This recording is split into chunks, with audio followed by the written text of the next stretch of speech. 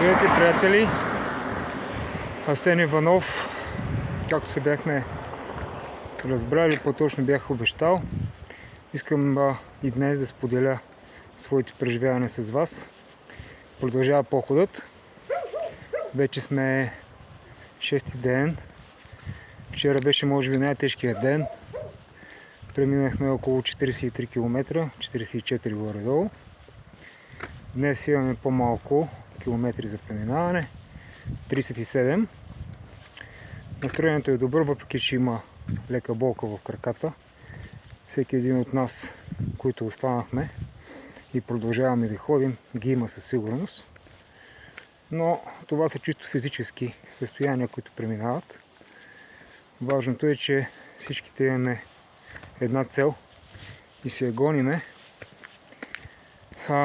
Предстоят ни още около 15 дни, докато свърши този поход. Всички сме доста воодушевени.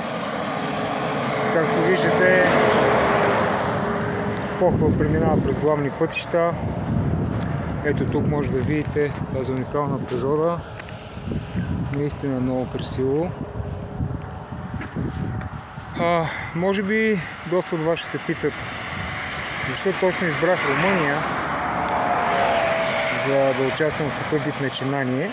И отговорът е следния, защото в Румъния се организира такова само по себе си уникално събитие. Както бях споделил, 2-3 пъти се е случило това нещо до сега на световно ниво. Но ние целим всеки един от нас може би на своите мотиви за това, през което иска да премине и това, което иска да изживее тук и това, което иска да му се случи за напред. Аз разбира се имам своите мотиви, които съм открит да споделя съвсем нормално. Поради проста причина, че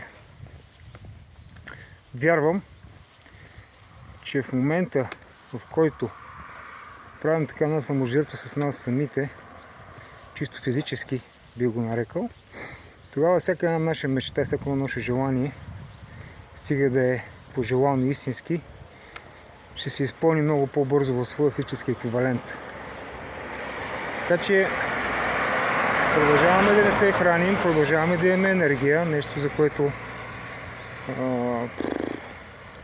как да кажа, може би ще е много странно за много хора как така се случва, но определено се случва.